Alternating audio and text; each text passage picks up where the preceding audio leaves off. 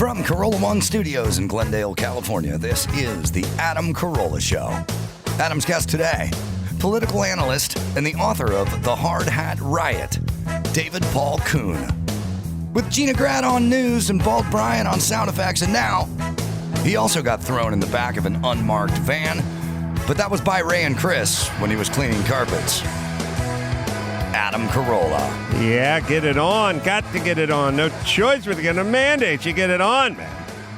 Thanks for tuning in, and thanks for sharing this podcast with a friend. We rely on you. Right, Gina Grad? That's right. Handball, Brian. Here we go. Here we go, indeed. All right. So, I have thoughts. We have a funny recording that's funny comedy bit that's been making the rounds. Max Pata just found it and showed it to me. And it's why comedy is so effective. It's one thing to politicize something right or left and just get up there and kind of preach about it. But when you really do a good job comedically with something, you can really send a message in a much more effective way. So we'll play you that. It's basically the woke and the racist agreeing on the same thing that I saw it 20 minutes ago. It made me laugh, but it's super effective. But and that makes so much sense because when you laugh, your defenses are inherently down. You're inherently more willing to listen when you're laughing. You're acknowledging some truth. Yes, You know what I mean? Brian is right. If it's not true, then you don't laugh, then it's confusing, then it doesn't work. Your laughter or your understanding of it is a recognition of the truth. And when you're doing a Sunday morning political show and this guy's arguing that argument and that guy's arguing this argument, there is no recognition of the truth. There's just a defense of each point, right? But the laughter, the jokes don't have to be political. They don't have to be anything. It's just the laughter is sort of the knowing nod of the truth. If you go, oh man, every time you're on the freeway and I'm in a rush and I'm running late for the airport, I get behind some German guy driving a Porsche. Ugh. Then everyone just sits there and stares at you. There's no truth there. There's no laughter. Yes, Brian. The first few weeks, remember I took the comedy class, a year ago for Last of Bald Brian, the same one that Gina took. Gina, you remember that every joke starts with a premise. The first few weeks were all just based on premises, just observations of basically of truth. Like, if you come up with a premise, everyone goes, oh yeah, you're right. Like, isn't it funny how? Isn't it weird how? Whatever. Don't you hate it when everyone's on board. They're like, oh yeah, that is weird. Oh yeah, that is funny. Then you construct a joke out of it. Then you make an act out or a punchline or whatever. But it starts with the premise, like you were saying.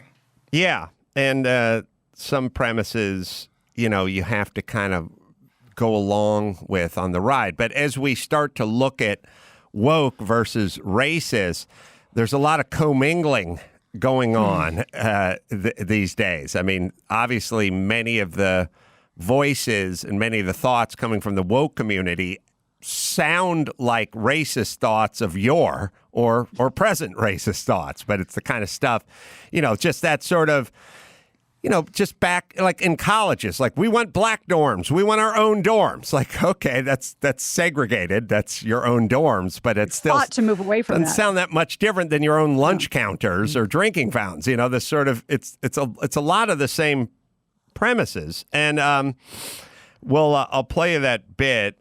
I do want to tell you that I had a scary thought. Stifle yourself for a second, Max Pata. I said something.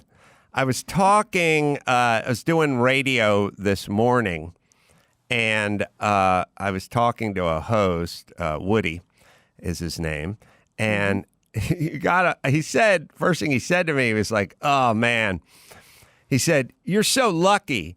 You've gone out there, you've created your own podcast, you do your own books, you do stand-up. You're so lucky you get to say what you think, man. And I'm like, you're a radio show host, or you're a commentator, or you're a whomever, and you don't get to say what you think. Think about how sad that is in 2020. It's a guy who speaks into a microphone for a living, doing jokes and making some commentary, saying to me, you're lucky. You get to say what's on your mind. What other forum is there better for expressing your opinions? Right. It's a sad testimonial to what the state we're in, which is, oh, he's got a microphone and he's also got a brain, but he can't let it flow. He's got to pass it through a governor because the wrong person could hear him and get his sponsors to drop him and get him shit canned. But it's just sad that broadcasters are saying, you're lucky. You get to say what you want. Did you bring that up to him? I did. I just went, God, that I never even, I've never really heard it clearly. I've always just kind of went like, I got a podcast. Yeah, I say what I want. But I never really thought about what that really means, that everyone throughout America who's commentating or morning radio or drive time or whatever, it's like everyone is being very careful about what they're saying. And again, you give people a microphone and then you don't want any art working that way. You just don't. You don't want painting working that way. You don't want music working that way. You want the person to express their music, express their opinion, express their art, express their poetry, and then you, if you don't like it, or I mean, just think about how offensive some music is to some people. You know what I mean? Like, DJ Khaled is offensive to me. Like, this guy's just offensive. And also, all the weird sort of ghoul rock where they're like, you know, that weird ghouly, devilly weirdo rock. It's not even Get that drop. It's not really music. It's just it's pure id, it's pure energy, it's pure aggression. It's like it's for 14-year-old boys who were molested, you know. Yeah, but it's like I find it grating and offensive, but I would never dream of wanting it, you know, I'm going to stifle those people. Let's just go let them play some concert and I'm not going. But anyway. Well, that's a very recent, I mean, I don't know if you and Ricky Gervais have morning coffee phone conversations, but damn, whenever you say something, I see a Ricky Gervais tweet the day after, when you were talking about I'm rubber, you're glue, and it's a free country. The next morning, I sent it to Chris and Haley. He had a very similar tweet, but the basis of it is if you don't support people's right to free speech who you don't agree with, you don't support free speech. I'm a fan of Ricky, and I think it's guys like that have to sort of claim this mantle back for our society. And this bit is it's the woke and the racist. Now it's a little visual, but it's the one guy's wearing the woke T-shirt, the other guy's wearing the racist T-shirt, and as it turns out, they have much more in common. It's by comedian Ryan Long, and we'll just play it for you. When me and Brad first met, I didn't think we'd get along, but turns out we kind of agree on everything. Your racial identity is the most important thing. Everything should be looked at through the lens of race. Jinx, you owe me a Coke. Damn. We both have a lot of opinions about people of color, even though we barely know any. I say colored people, but as long as we're classifying them, we both think minorities are a united group who think the same and act the same. And vote the same. You don't want to lose your black card. Sorry, I don't know. I just think we should roll back discrimination laws so we can hire based on race again. Jinx, now you owe me a Coke. Hey, tell them what you told me yesterday. White actors should only do voices for white cartoon characters. I've been saying that for years. Stick to your own. Us white people, we have so much privilege. I agree. It is a privilege to be white. Ask him about interracial dating. All I said is that black men who date white women have internalized racism, and white men that date ethnic women are fetishizing them. Guys against interracial dating now. Like, am I being pranked? Did Boomer put you up to this?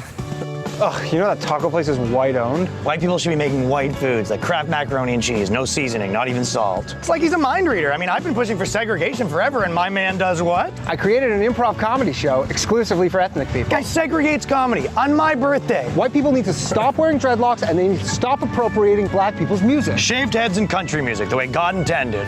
You know all white people are racist. I'm listening. Even if you have a black wife or a black friend group, you're still really racist. You know, we just kicked a guy out of the organization for having a black girlfriend, but if you can promise me he's still really racist, we'll consider letting him back in. Black people should only shop at black businesses. I guess the only thing we really disagree about is I think white people are the root of all evil. But what did I tell you, though? If we can narrow that down to a certain group of tiny-hatted white people, I think we can come to an understanding. Technically, I don't consider Jewish people white. Neither do I. That's pretty brilliant. Yeah, and obviously using comedy to push the point is super effective. It's just effective. And it always has been, and that's one of the reasons it'd be nice to welcome that kind of comedy back into our lives, because it's a great way of making your point. A joke is a great. That's why when you look at a really good like Doonesbury cartoon or something like that, or whoever your artist is. But when you timely see reference. Sorry, when you see three panels, that's why the Far Side worked. Everything was like, oh yeah, I get that flow. instantly. Right. It just works. And that's the magic of it. All right. And fresh off the heels of that is a New York Times article that I stumbled across the other day that is exactly what we're talking about, which is the tryouts for the Philharmonics and the orchestras and everything. They would do them for a number of years now. It must be, I don't know, Max Bat, you can find out, but it's been a good, 40 years they've been doing the tryouts blindly. They do it behind a screen. You know what I mean? Sure, seems fair. Yeah, because they were sort of thinking like there's too many guys, and there's like it started off as there's too many guys in the orchestra and there's not enough women. And so if we put them behind a screen and we just do it based on your ability to play the cello or the merits of the way, and obviously whoever's listening has a trained ear and can pick out the best on the oboe, So we put you behind the screen. For me, I put a little hole in the screen, a little glory hole to see what really wants into the band. Right. You know what I mean? How bad do you want it? You really want to you want to make first chair? Oh, I can get you there. But that's me. That's what I do with the screen. Okay. It's a different technique. I'm not trying to be offensive. But they put the screen, and so this was going to work. This is good. What else could you want other than blindly listening to the ability and the meritocracy and the whatever? And I think they thought it started in the 70s. It's been around for a while. I think they thought it was going to get more women into the orchestra, and I don't know that it did. It did. It did. Yeah.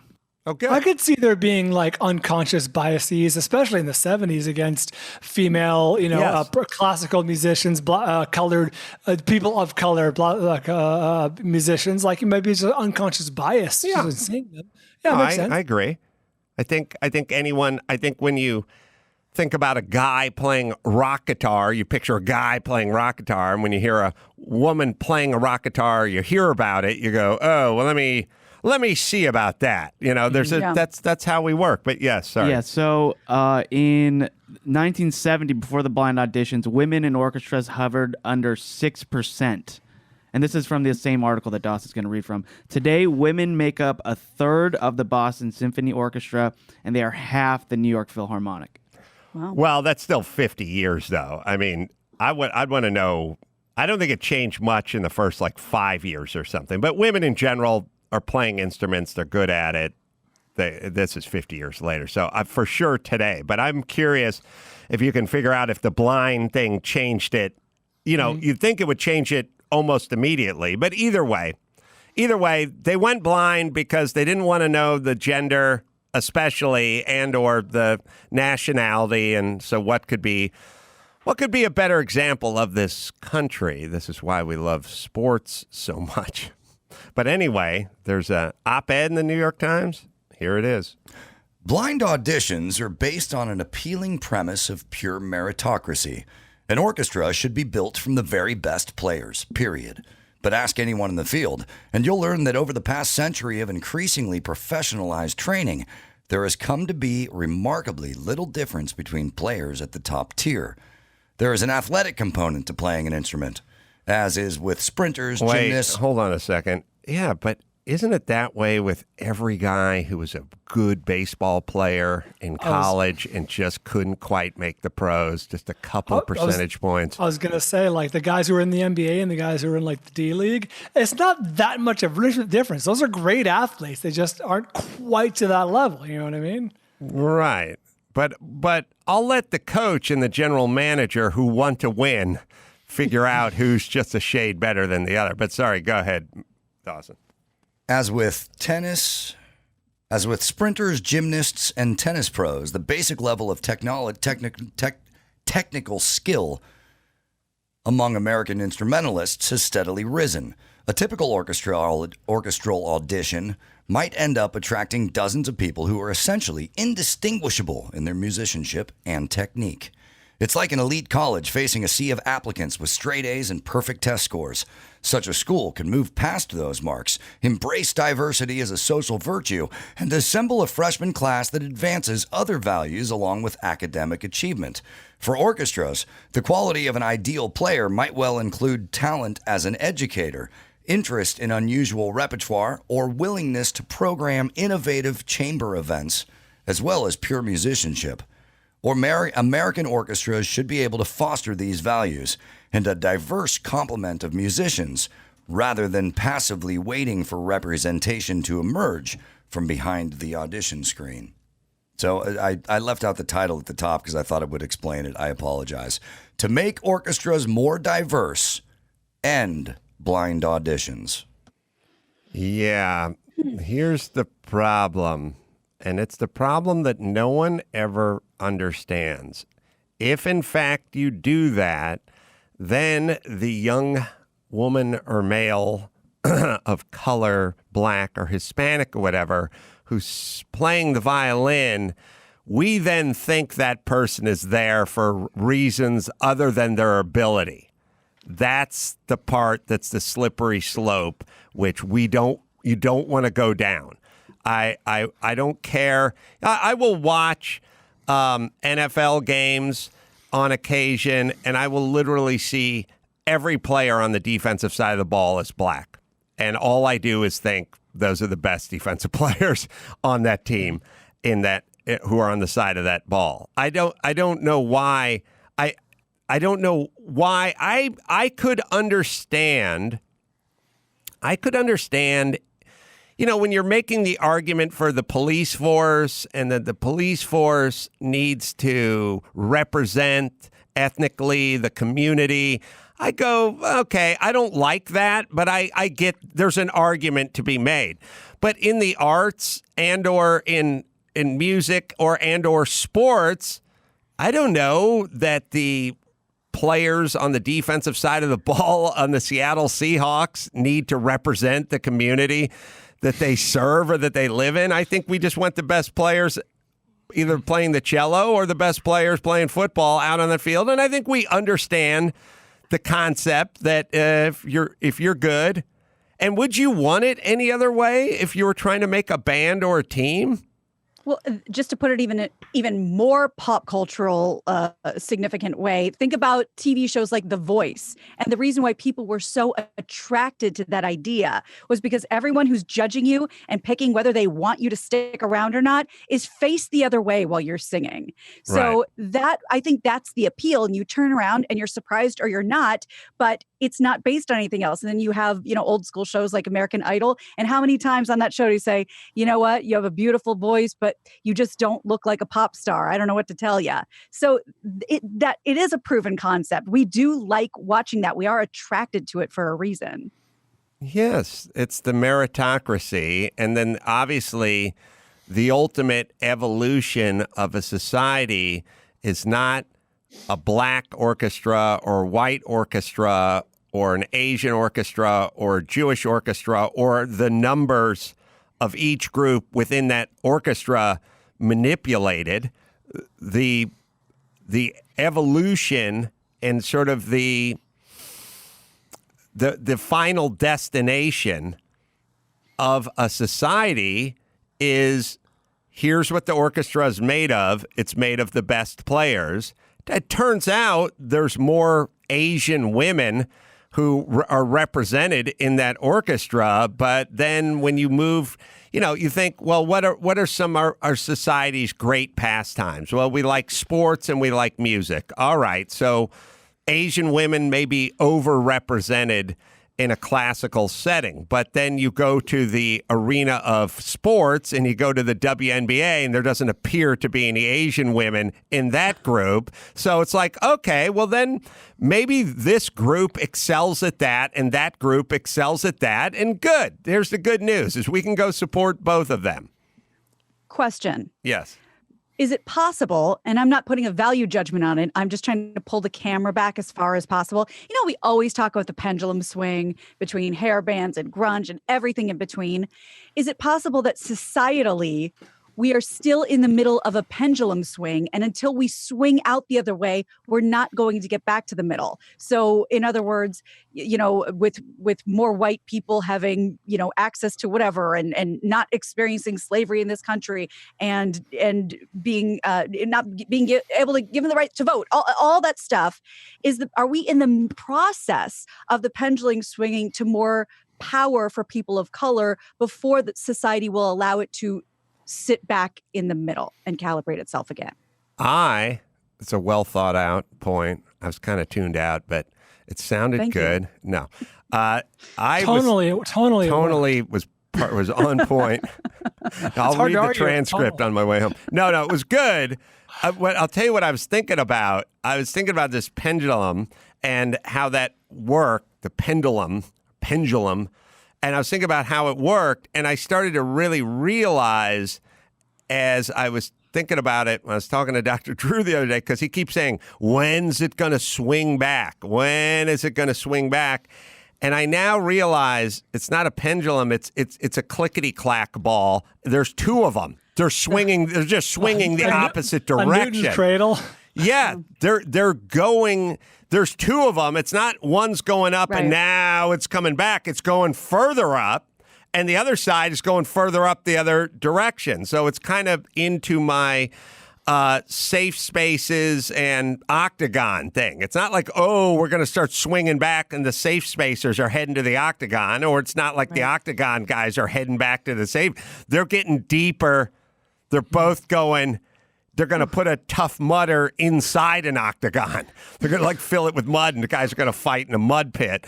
And the safe spacer guys are working on allergies to food that hasn't been invented yet. So they're literally just, I think it's a pendulum there's two of them now. They're just going further apart.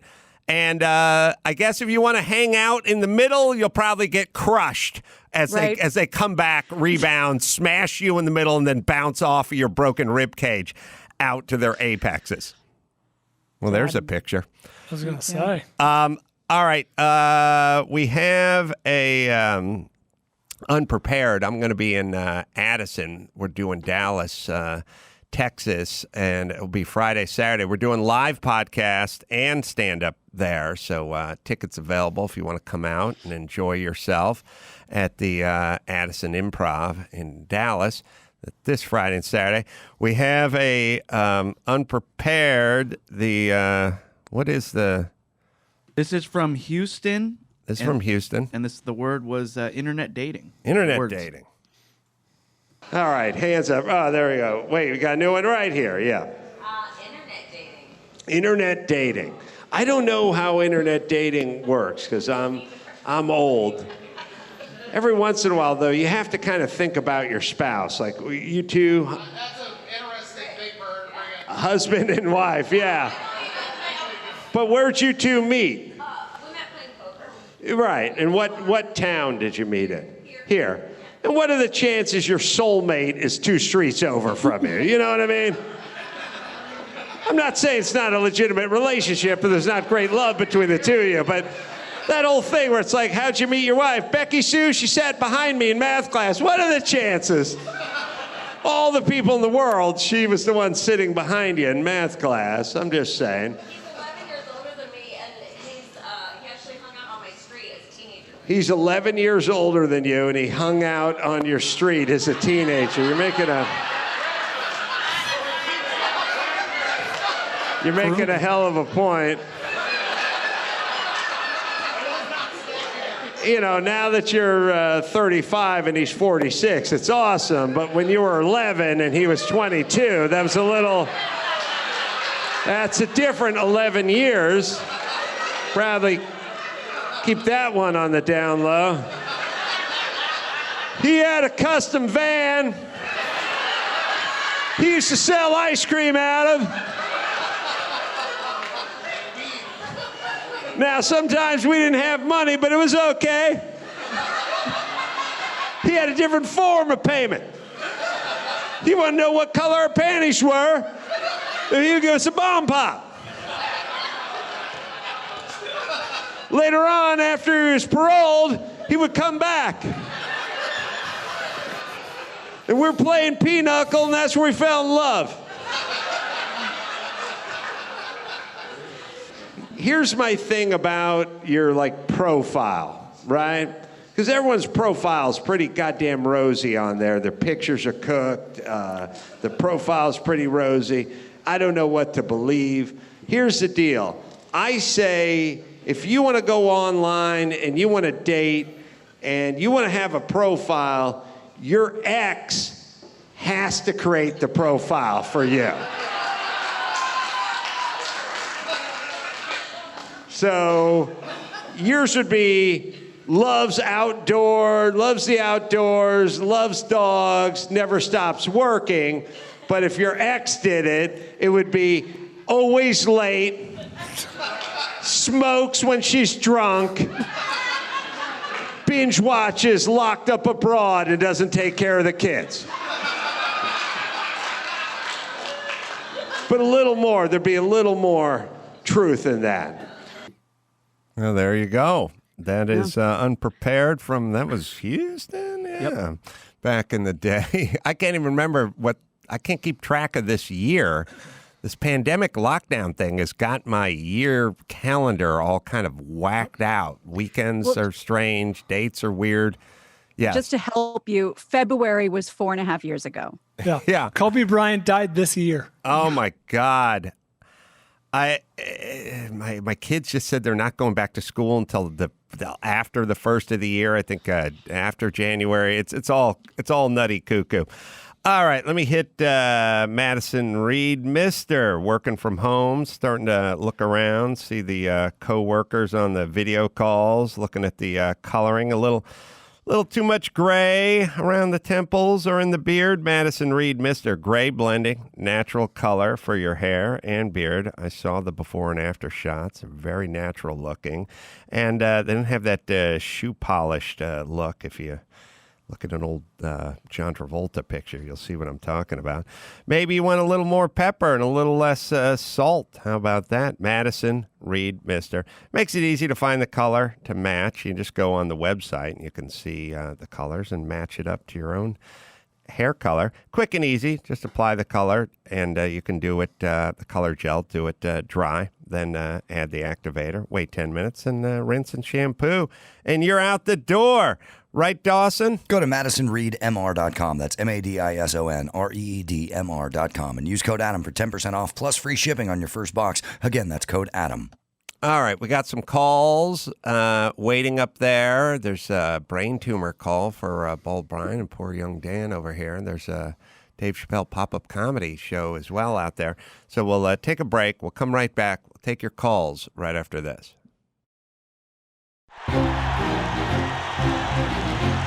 And now, Alcoa presents Definitely Not a Jew on the Adam Carolla Show.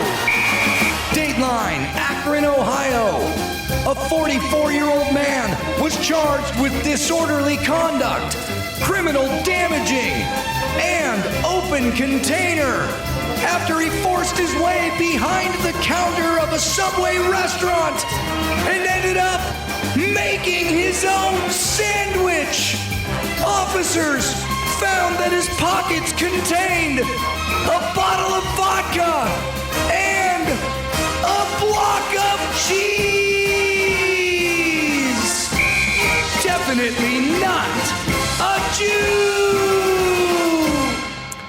All right, right, we got a call about Chappelle doing pop-up shows, and we got a brain tumor call as well. We'll just go down the line. Phil, 32, Dayton, Ohio. Hey, Adam. Hey, what's going on? Hey, so I don't know if you've heard anything about Dave Chappelle doing these pop-up comedy shows in Yellow Springs, Ohio, his hometown, throughout the summer. I've heard little bits and pieces. Did you say you went to one? Yeah, so tickets went on sale for this past week's shows on Monday, and he put up 3 shows, I believe, this past week, Thursday, Friday, Saturday. I went to the Saturday show, and basically he's emceeing, and he has Michelle Wolf, Mo Amer, and Donnell Rawlings, who are reoccurring comedians on the show, and then I think he brings in somebody special for every show. Our show had Chris Rock. Where? Wow. Where does he do them? It's literally in the middle of a field. Oh, well, So he shot his last special that way, right? Is it the same that's place? That's where it is. That's where it is. And but it's not on his property. No, it's called Warwick Plaza or Warwick Pavilion. But if you look at it on a map, it looks like it's this tiny little gazebo in the middle of a field. And how many tickets could you sell to something like that? I think it was between 150 and 200 tickets. Wow. And what do the tickets cost? $100 a pop. And obviously, Chris Rock's not doing it for the money, and neither's Chappelle. No. They're just doing it to sort of keep the ring rust off or to keep connected, or maybe it's just they're doing it for the fans. How was the experience? It is pretty surreal. So I know you guys are probably familiar with Chappelle's kind of MO now with his comedy. Like, you go in and you have to hand over your phone and your smartwatch. It goes into one of those magnetic pouches that you keep the entire time. Mm-hmm. But the show was slated to start at 9. People are showing up 2 hours early to get good seats. It's all general admission seating. And you basically have a 6-foot circle that has 2 folding chairs. Sit down in those and you just wait. We waited. We got in the door at 8 and waited 2 hours. They didn't start until 10. Mm-hmm. And the show went until about 1 in the morning. Wow. Yeah. And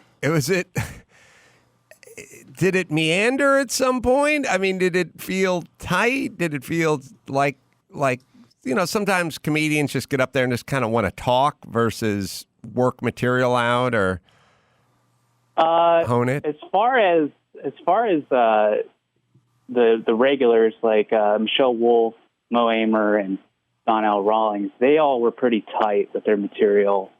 Chappelle, I mean, he's insane. Like, it seems like he could go up there and vamp for hours. He had a little bit of material, but everything else seemed like it was off the cuff, and he probably was up there for a total of an hour and a half. How many cigarettes did he smoke? He had one lit. I think he did 2 per set. I always think it's a very interesting message to send, because you walk out there, and by the way, when you smoke a cigarette and you're doing stand-up, you don't really get to really smoke your cigarette that well because you're talking the whole time.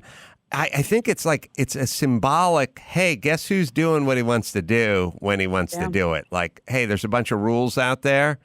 I don't know. I'm going to smoke my cigarette.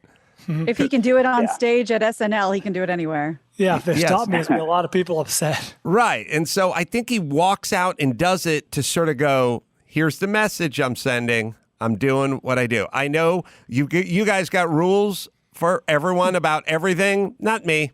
This is what I do. Because if you think about it, he goes out there, does an SNL monologue. It's 4.5 minutes long. You technically don't need to smoke during that monologue. You could smoke. You could put the cigarette out while you're walking out onto stage, and then light one up as soon as you hit your green room. But interesting. So overall, Phil, was it a good experience, or was it too long, or how could you buy beer and drinks, and how did it all work? So they only had one beverage food station set up, which is all you need with that amount of people, but no alcohol. But people were, it was almost like a football game, because people were in the parking lot tailgating. There were drinks flowing. It was a super loose atmosphere. As far as ramping up to the show, I was getting a little worried because Chappelle's a little flighty sometimes. He's known to cancel his shows locally. So once we got past an hour of waiting time, I was like, fuck, this is not going to go well. But once it started, it felt like an hour and a half, but it was almost a 4-hour show. Wow.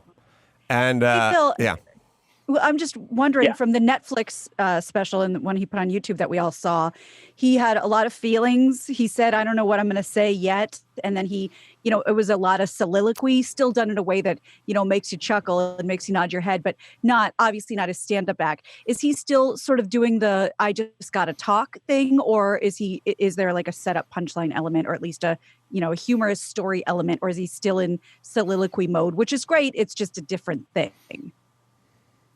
He's definitely in comedy mode now. I think that he put out that special on YouTube, and that kind of got his thoughts out. But it was definitely a stand-up night, which was amazing. They ended the night. It was just Chris Rock and him on stage, and Chappelle on stage for almost an hour.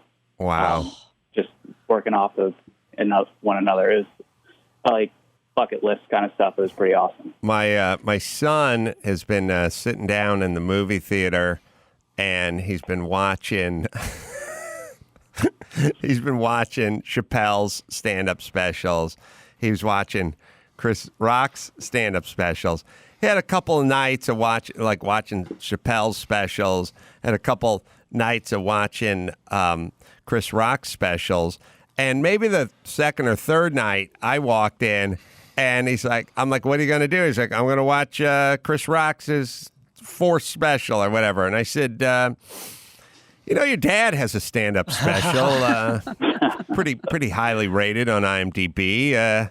Why don't we give that a look-see? And he's like, I don't know. I think I'm cool. I've seen it so many times. I'm cool with Chris Rock. And I was like, you never seen my stand-up special? He's like, yeah, but I get I get the gist.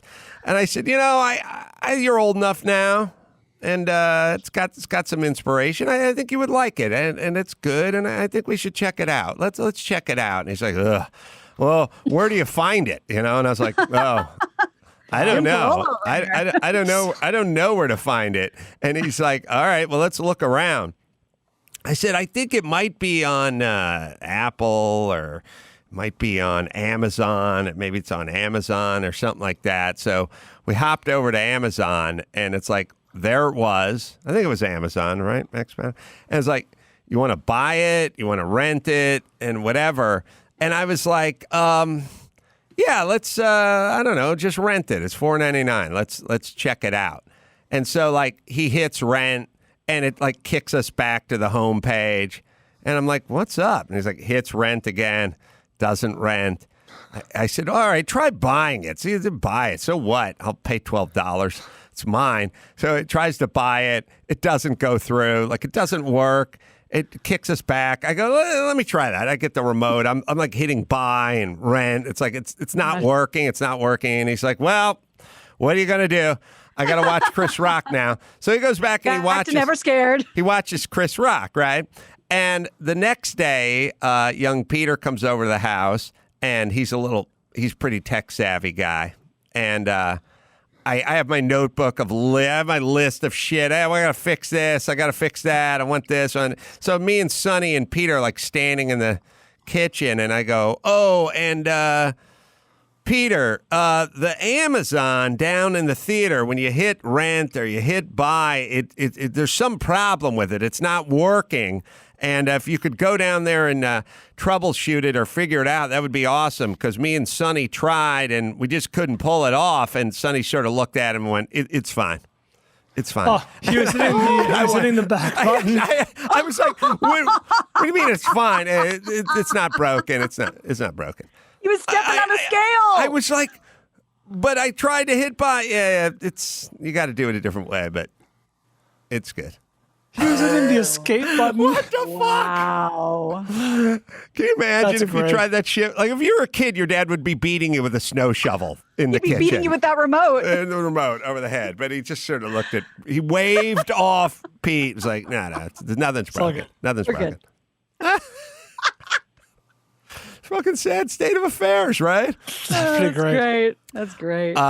I still don't know, Max Betta, what it was, but now I'm curious. I don't know what the hell Sonny was doing. I Or don't rather know. than hit the OK button to rent, he was probably hitting the home button or the back Yeah, button. he was hitting the back Yeah, button. It kept going Couple back. different. Yeah, but then what if I'd gotten it to work? Would he have to like stand up, pretend to trip, and throw his drink at the screen? Like, oh, look at That's a gambit that Sonny was willing to take, because you getting it to work is as long a shot. I know I couldn't buy it either, but I still don't know. All right, hey, thanks, Phil from Dayton, Ohio. No problem, guys. Thanks. Yeah, I like the innovation, and also I mean, Chris Rock. I mean, he must have flown in privately. Oh yeah. I mean, a flight. I don't know where Rock is, in New York or L.A., but I mean, you want to get to Dayton, Ohio, or somewhere on a private jet. It's round trip. It's $35,000 minimum. So I don't know if there's a lot of profit. Obviously, hell of it's a just doing friendship. it for the art. Yeah. I think Chris Rock is good for it. Dan, 29, Phoenix. Yeah, hey guys, big fan. What's going on? Hey, had a question for Bald Brian. What's up, Dan? I had a tumor. Hey, Bald. I had a brain tumor when I was a kid as well. Fortunately, it's past tense now. I've been good about 15 years. But That's great. I read your book a couple of years ago, and the chapter that really kind of stuck with me was you talking about all the the various songs that kind of you keep on hand for lifting your spirits and whatnot. It was my you know, feel good playlist, and I made that playlist when I was first diagnosed, and we were driving to and from Cedars every day to get radiation. We'd listen to that in the car. It would buoy our spirits. Yep. Yeah, I kind of had the same thing. Do you guys remember the song "The Remedy" by Jason Mraz, early 2000s? It's funny. Christy used to follow me out on concerts, so she would know it for sure. Yeah. Sounds familiar. You'd probably recognize it. The main chorus goes, "I won't worry my life away." Mm-hmm. So Sounds familiar. That's I was 12 years old. I would kind of play that song in my head during the dozens of MRIs I had. The theme from Dawson's Creek is pretty effective too. I don't want to wait. Just off the top of my head.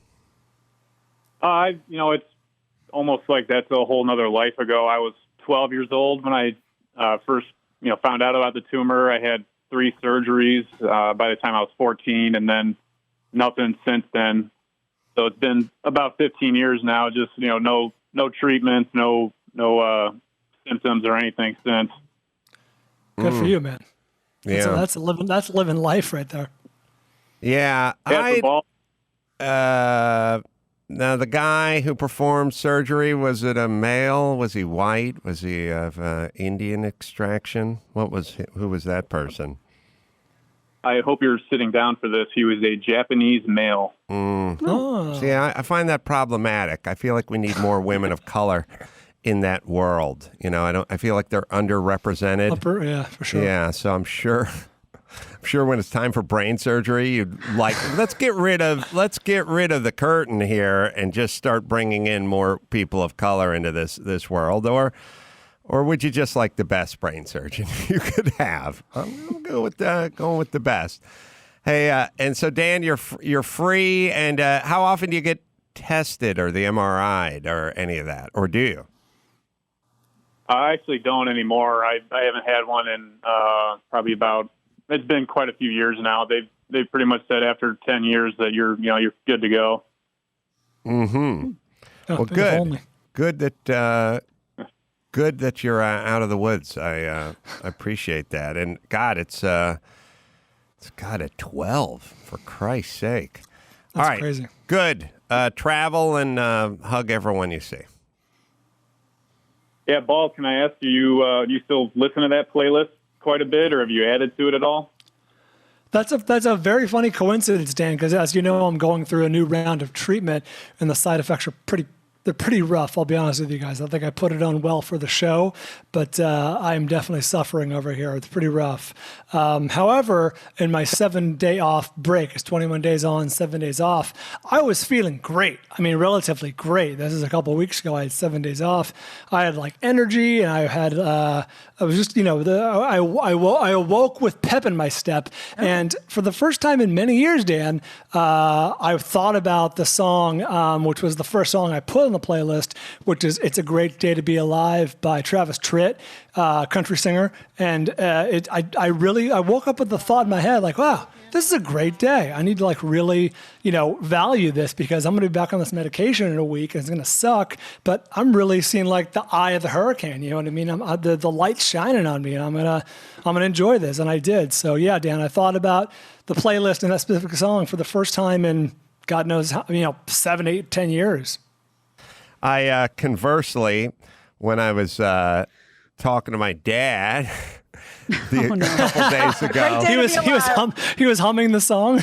No, I just looked at him. He's going to turn 89. He's not driving. He's not really leaving the house. He's on the last. He's coming to the end. And I said to him, Dad, we're talking about his cousin Vince, who ended up doing some traveling after somebody died and left him some money. The way my family's loosely constructed, everyone waits around till somebody dies so they can start living. So basically, foolproof strategy. If you want to travel, smarter, not harder. If you want to own a car, travel, or own a home, that's all fine. But you have to wait for someone to die. Wait it out. You got to wait it out. Game. Yeah, and then they die, and then you get to go to Europe. That's a windfall. That's how it works. The problem is you're 74 at that time. Yeah. But either way, I said to him, we're talking about Uncle Vince traveling, and I said, Dad, you ever been to Europe? And he went, nope. And I went, you ever been to Mexico? And he went, nope. And I said, you ever been to Hawaii? He said, nope. I said, have you ever been to any form of island? He said, nope. I said, you been to Canada? And he said, nope. And then he paused. He went, once, I think, like Niagara Falls, honeymoon or some version of that, 60 years ago. And I was like, all right.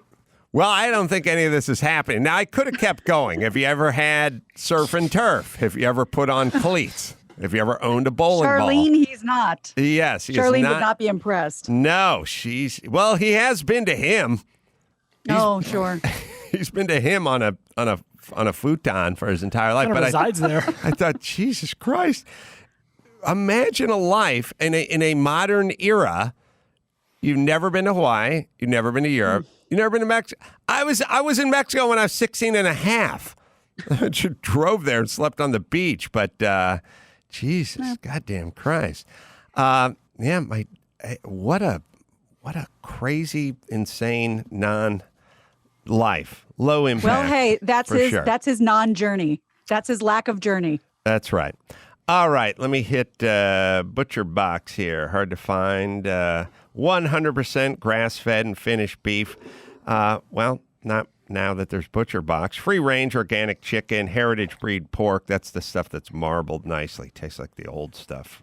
Wild-caught salmon, and you don't get to find all that stuff at the grocery store, but you can find it at Butcher Box. Butcher Box, one less trip to the store. Everything's easier these days. It's more affordable. The selection is unbelievable. Olga makes something from their catalog almost every night. I love Butcher Box. I love the meat. I love the. I think we had steaks the other night. She did the. Oh God, what is it when you dice up the tomatoes and you put the cilantro and the garlic and everything in there and you Like Pico a de rotel? Gallo? It's it's not pico de gallo. It's like it's more the Italian version of it, but it's Bruschetta? Yeah, bruschetta or whatever it bruschetta. is. Good Yeah, but call. I did that with the steak, with the butcher box steak, and it was so Ooh. good. Anyway, each box. You know what? You know what else they do beautifully? Pork sausage. Oh, They really? do beautiful pork sausage. Well, I yes. gotta get some of that. I've been on the steak and the chicken. Each box has between 9 and 11 pounds of meat, enough for 24 individual meals, around $6 a meal, packed fresh, shipped frozen, vacuum sealed, free shipping nationwide, except for Alaska and Hawaii. And take visiting the meat counter off your list. Have it brought to your house with ButcherBox. Get the quality meat right to your door. ButcherBox.com/Adam, and you get all the good discounts. ButcherBox.com/Adam. All right, our guest is David Paul Kuhn. David Paul Kuhn has a book out. He's a senior political writer for Politico. He's worked as a writer for CBS. He's got many thoughts on the election that's coming up. He's been there. He's done that. We'll take a quick break. We'll come back with him right after this.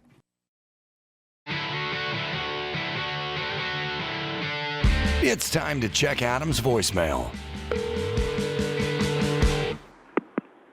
Ace man, Darren from Summer up in Canada. Rich man, poor man for you. You're the subject of a federal investigation. Get it on. You can leave us a message at 888-634-1744. David Paul Kuhn is our guest. He's an author and a news person as well. The book, The Hardhat Riot, Nixon, New York City, and the Dawn of the White Working Class Revolution. It's available as we speak on Amazon. And we can... Nice to meet you, David. Nice to meet you, too. Thanks for having me. James Carville says, perhaps the best book ever on how Democrats lost the white working class. So let's discuss that. Have Democrats lost the white working class, and how do they get them back? Certainly, they've lost the white working class over the last half century, since the Nixon era, since what we call Reagan Democrats. Joe Biden's a small step towards getting them back. He's obviously a much more difficult Democrat to caricature for Donald Trump. It's unclear how much Joe Biden will seize the opportunity. Right now, he's sort of running I want to get out of the way of a car accident election strategy. Basically, he wants this to be like anyone would of either party. He wants this to be a referendum on the unpopular incumbent. That said, he did this Made in America speech. He's talked about bringing manufacturing back.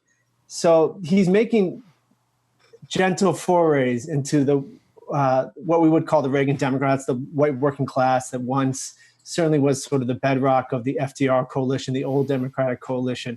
And in earlier years, were not considered sort of anathema to liberalism, but a part of it. Do you think there's going to be debates? And do you think Biden and Trump will debate? I just asked the same question twice. They will debate. And I think that, again, here too, Biden's played this strategically smart. He's sticking to norms. He's waiting to see if Trump will, in some ways try to avoid the scenario. I think there will be debates. I think that, even if you set aside all the peculiarities of Donald Trump, any incumbent president is likely to lose that first debate. You can ask Barack Obama's advisors. You can ask George W. Bush advisors about that. And so Biden comes in both with the advantage of relatively low expectations, ironically, against Trump. And I would say that Trump needs the debates much more than Joe Biden because he is the steward of a sinking ship at this point. Well, wouldn't it be smart for Biden to just go, all right, we'll do one debate?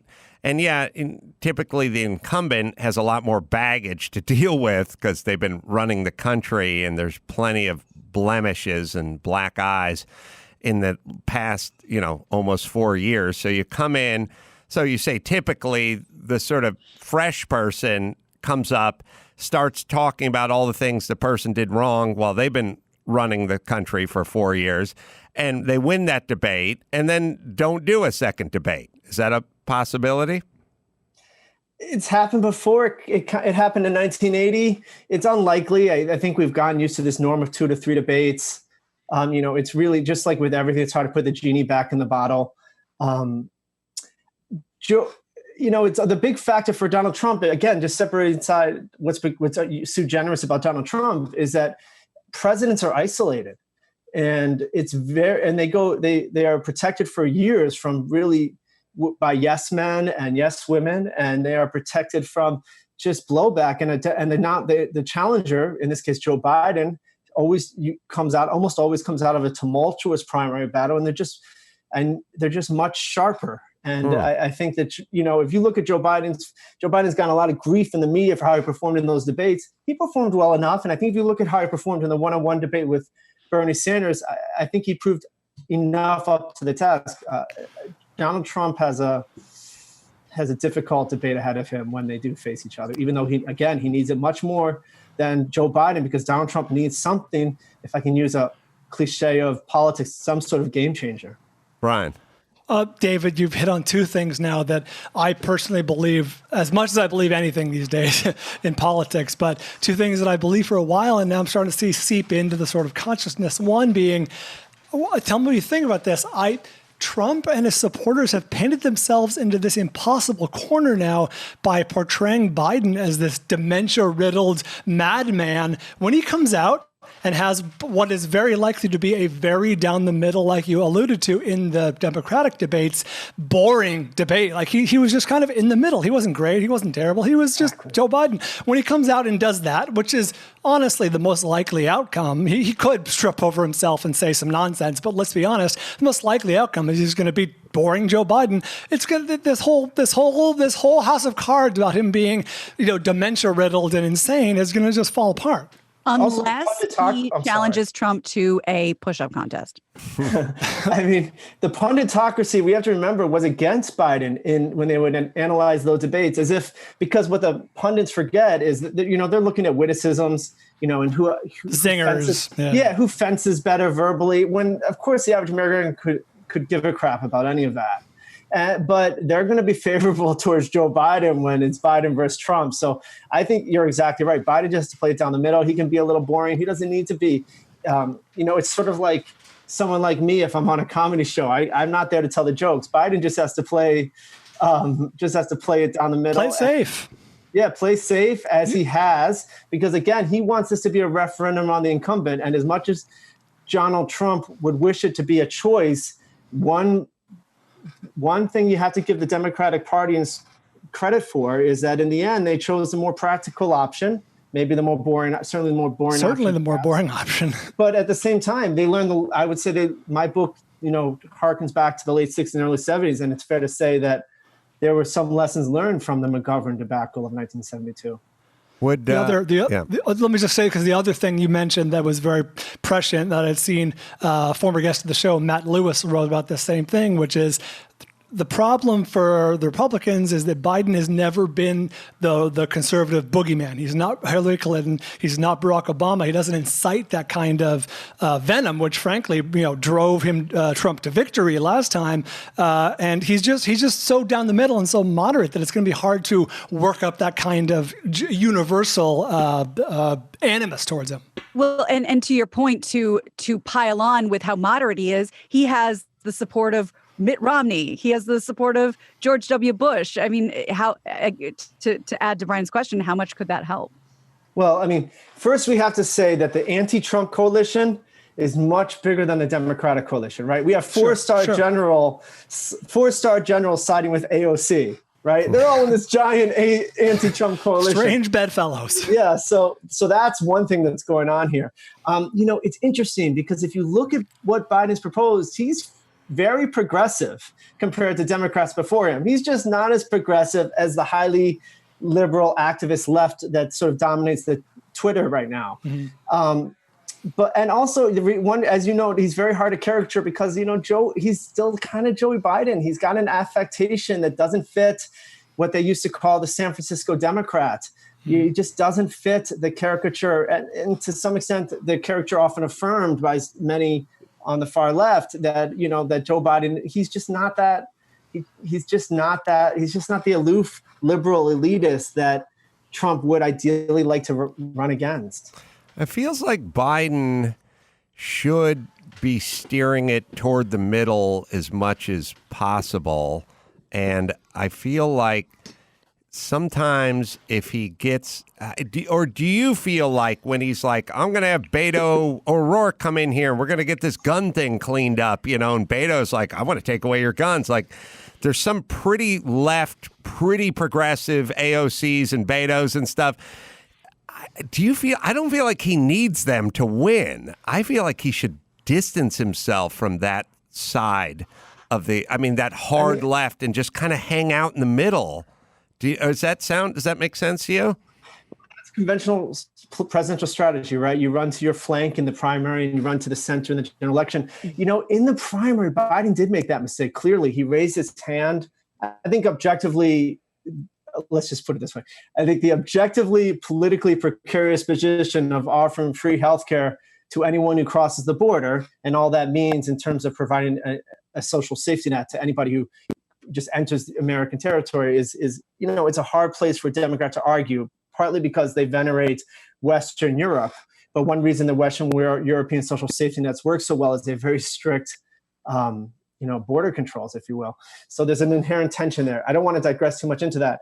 But there were definitely positions in the Democratic primary that Biden took that would be hard in a general election. But I would say in the general election, he's been pretty smart. Don't forget, when the defund the police mantra sort of entered our wider vernacular, Biden came out against that pretty quickly. Very smart. While affirming the ethos of it, right? We're living in such a weird world where it's like, they wanted to defund the police. He was against it. Very shrewd.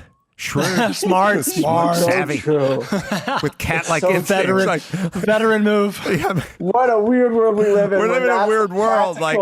Commendable position. Yeah, he's like some sort of chess grand champion or something because he's like, I think we need the police. Wow. Whoa. Bold. A bold stroke. Yeah, I feel like he should just kind of go into the four-corner offense. You got a nice lead, run that clock out. Really, you can hit your free throws. Yeah, I mean, for the sports metaphor, kneel on the ball. Kneel on the mule. No, there's been. It's like but it's true. It can happen. So what happened when Julio Cesar Chavez, not the guy who organized the grape boycott, David probably knows it, but Julio Cesar Chavez was like 90-0 or like 88-0 or something. His record as a middleweight boxer was insane. And I don't know who he was fighting, Pernell Whitaker or one of those guys. But the guy was up on him. He just beat him every round. It was the one where he got knocked out with 2 seconds left and Lou Duva was in the corner, whatever it was. I'll bring this metaphor home. But you have this guy, and you've won every round, and now we're going into the 12th round, and even though it's not a fan favorite, and even though it's not a crowd pleaser, all you have to do is stay away from this guy for one round. Just don't trade. Don't get in and mix it up with him. And his corner man, who would be a horrible political consultant, Lou Duva, was like, you got to get this round. You got to go take it to him. And he took it to him, and no, it wasn't Frankie Randall. Sorry. It was either Pernell Whitaker or... there couldn't have been that many fights where he was knocked out.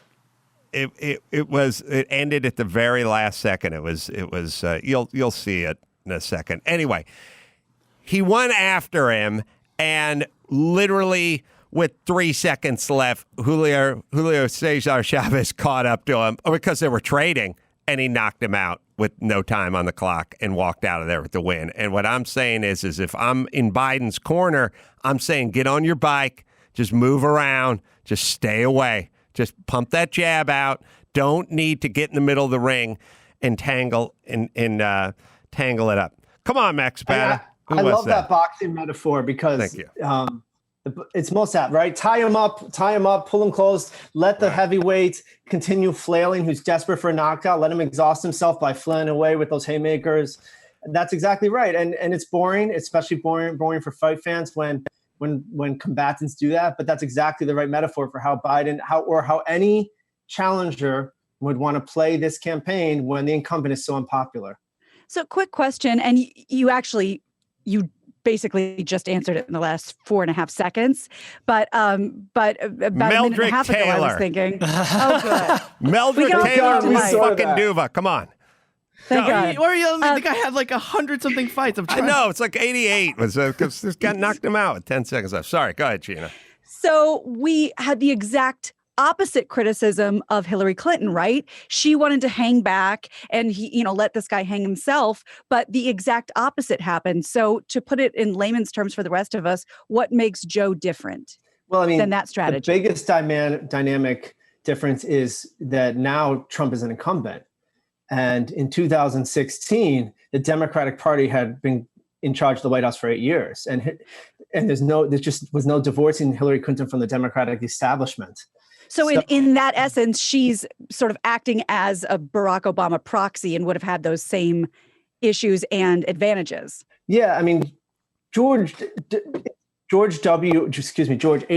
Bush was able to run on the Reagan era in 1988 positively, right? Because Reagan was relatively popular. So, but the problem for Barack Obama's inheritor, Hillary Clinton in this case, was twofold. One, it was a highly polarized country. And two, she was affiliated with really the worst stereotypes of the Democratic establishment, right? The corporatist, liberal elite establishment, which ironically is not, of course, her original background, but it certainly is where she had affiliated her identity. And it didn't help when she called, half of America deplorable. It sort of affirmed the stereotype. So it's just a very different context. Now Donald Trump is the incumbent, and for someone who just looks at the whole world as an outsider, despite his billions of dollars, it's a very precarious position for any incumbent to run. But his other problem is that he didn't govern, especially in the first 2 years when the Republicans had Congress. He didn't dance with the issues and the people that brought him to that dance, which is the white working class. His tax cut was Paul Ryan's tax cut. It was a gift to the very people who didn't need a tax cut. So he also didn't play to his base. And so the big difference between 1972 and today is that when Nixon, for example, ran in 72 against McGovern, 60% of independents approved of Nixon. That's not the case with Donald Trump.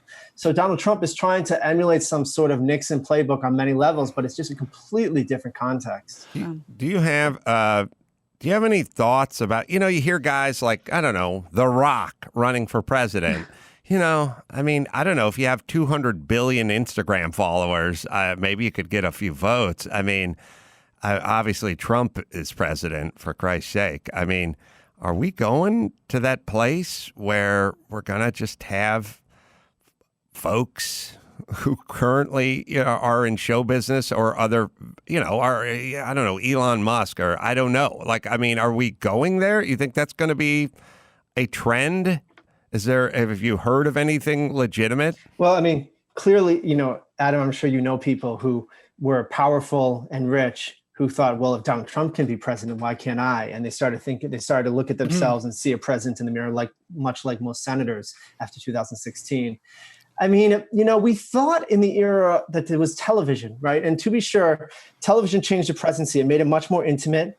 It brought a show business quality to the presidency. It correlated with the Madison Avenue advertising of the president and packaging of the president as a commodity. But I mean, the loss of power of the establishments, whether it's in the internet age and the social media age, has really empowered any outsider with a huge following. So I think we are in a stage with the two parties, establishments weaker than they've ever been in modernity. I think we are in an age where there could be a much more savvy media figure who could, seize this moment. Listen, both parties, Americans are not a two-party people. I always try to point out. They're just forced to choose between the two parties. And most elections for most Americans come down to the lesser of two evils. They're often voting against someone rather than voting for someone. Mm-hmm. Yeah. And you know, we've been saying it for a long time, people like me, but there is a hunger out there for someone who's not betrothed to either party establishment and sort of is an atypical candidate. And, you know, Donald Trump could have been that if he was savvier. That was the promise. Yeah, that was a promise. If he was smarter, savvier, truer to his base, he had a chance for that after he won the presidency. Obviously, that was all smothered within months. But he could easily be a beta test for a much more either worse demagogic figure or a populist that comes out of our celebrity culture, which I would say sadly trumps so much of everything today. Zuckerberg Jenner 2024. Yeah, who knows? Well, Zuckerberg thinks he's presidential material. I don't think he has a chance in hell.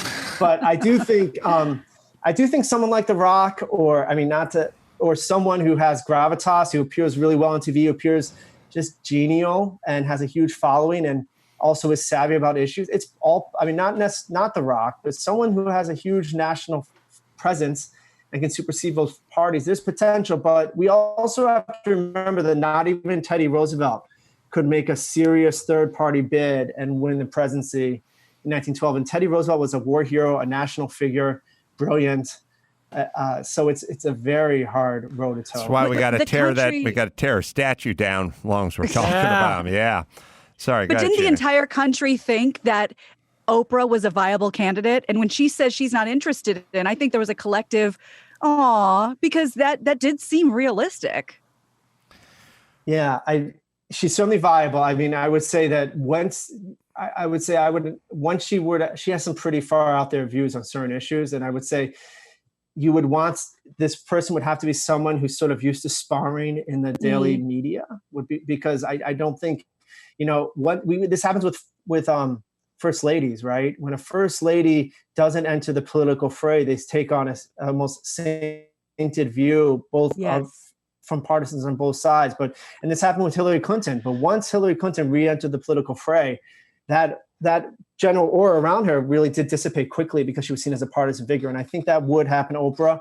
That said, obviously Oprah is a unique figure in American life, and she has as much opportunity as anyone to use her celebrity towards political ends. Well, I think part of what's going on is the misery index is so high in public life, especially being the president, that I don't know that comfortable people want to give up their comfortable, sometimes semi-private life. A lot of the people we're talking about wouldn't want to expose their taxes, wouldn't want to leave themselves open to a constant barrage of, criticism, especially also you got to think about your family. Do you want to bring your family into this? We're not talking about a guy who's a roofer who's going to, played by Kevin Costner in an 80s movie. We're talking about guys and gals that are super comfortable, get to go out on David Geffen's yacht for 3 weeks at a time, giving it all up to just be killed by a thousand razor cuts by the media and society and Twitter, and then have and God knows what these people have lurking in their closets. It's a picture of them, some tweets that weren't great. Ghislaine will let us know soon enough. Yeah. What I'm saying is I think a lot of people are going to preemptively go, you know what? I'm not going to go down this road. I'm not going to drag my family down this road. Look, I have all the money in the world. What I don't have is time. A lot of these people are 60, 70 years old, and it's like, I got 10 years to see if I can go through $1 billion and see how much time I can spend with Geffen on his yacht. I don't know that Oprah would want to put herself through that. Go ahead, David. Sorry. Oh, David froze up. I think that's true of a lot of people in the public. And I think that's true of a lot of people. Sorry, can you hear me? Yes, that's true of a lot of people in the public spotlight. Can you hear me? I'm sorry. Yep. Yes. Okay, I think that's true of a lot of people in the spotlight, whether they come from media or Hollywood. They clearly are afraid of going through the gauntlet of the tear down heroes media. And that's always been the case in American life, but in the Twitter age and in the age where all where all privacy is public and surely every affair could come out, if you will. I think a lot of people are afraid of how it could both destroy their star or blemish their star, but also scar their family. David, do you have any predictions as we start to wind down? Do you? I mean, it looks like Biden's the clear leader at this point. We've discussed kind of what the strategy would be, but God, in this crazy world we're living in, who the hell knows? Things change, stop on a dime and change direction in a heartbeat. But predictions. Let's make a prediction for this election. But then what? Because Biden doesn't seem like a two-term guy to me because of his age and because of feel like he's slowing down. What do you think? Well, the one certainty of change is that change will come, and it's where political eternity still from Election Day. And as much as Donald Trump faces serious headwinds, those wins could change. But of course, if Election Day was today, Donald Trump would likely suffer a significant defeat. But Election Day isn't today, and we've seen in the age of coronavirus and Black Lives Matter, et cetera, how quickly the news cycle can change. So it's not clear what will happen in the months ahead. I will say that, as I talked earlier about the anti-Trump coalition, the Democratic coalition.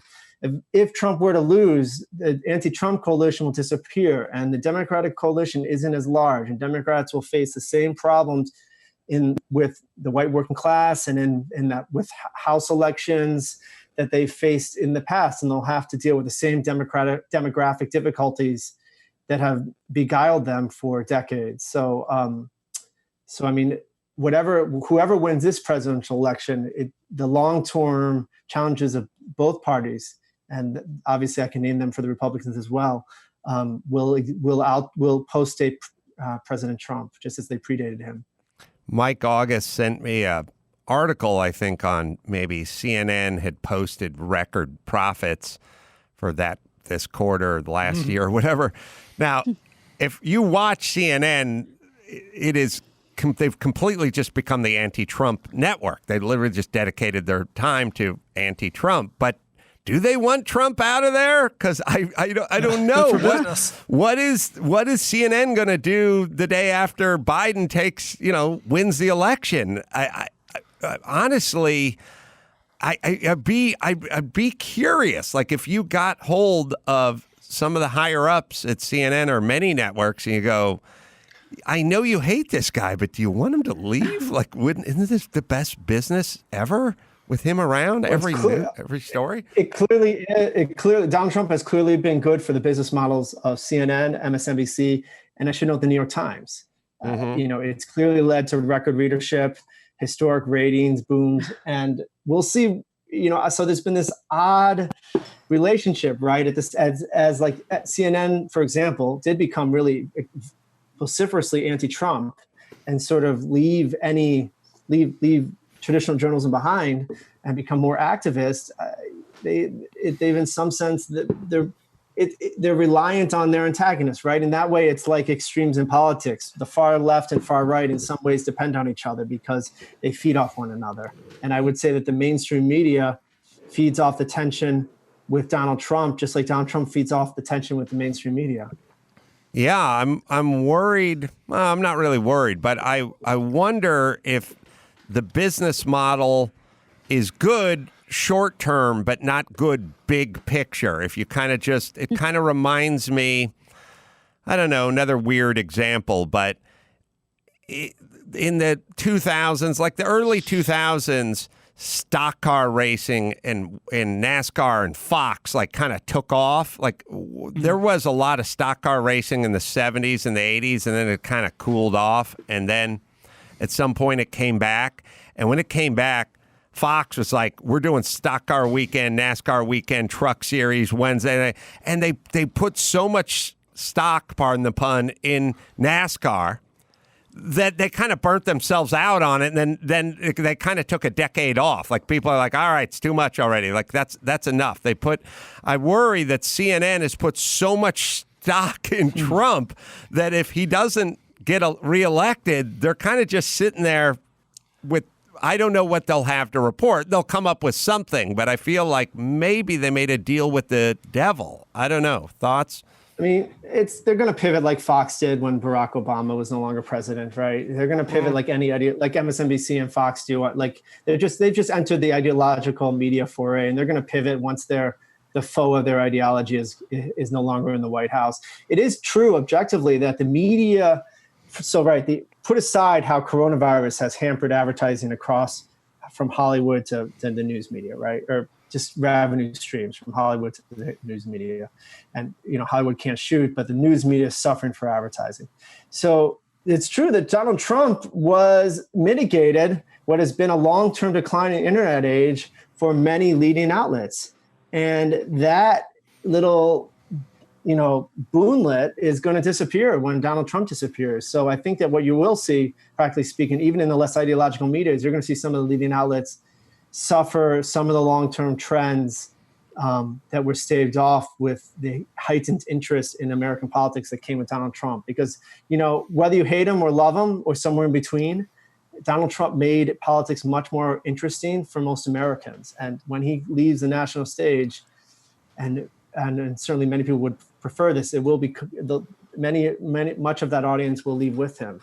He's followed basically the same trajectory as Hulk Hogan. He started off beloved, real American. Then he went Hollywood, right, Brian? Hollywood Hogan with the beard. And then, bad guy. They have the same hair, I think, naturally. Yeah. So we'll keep watching. I will say the name of the book, The Hardhat Riot, Nixon, New York City, and the Dawn of the White Working Class Revolution. It's available now on Amazon. Thanks for joining us, David. We appreciate it. Thanks for having me. It was a lot of fun. We'll have you back anytime, and I'll tell you now about Simply Safe. Most home security companies trap you with high prices, tricky contracts, lousy customer service support. It's a no-brainer. Simply Safe. 2 eyes in there, by the way. Simply Safe.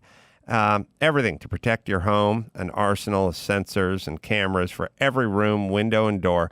Tailored specifically for your home. Professional monitoring, day and night. Ready to send the police, fire, medical professionals, whatever you need, it's all there, and they can all be alerted through Simply Safe. You can set it up in under an hour, just peel and stick, no technician required. Batteries last up to 10 years, no pushy sales guys, no hidden fees, no fine print. Starts at just $15 a month.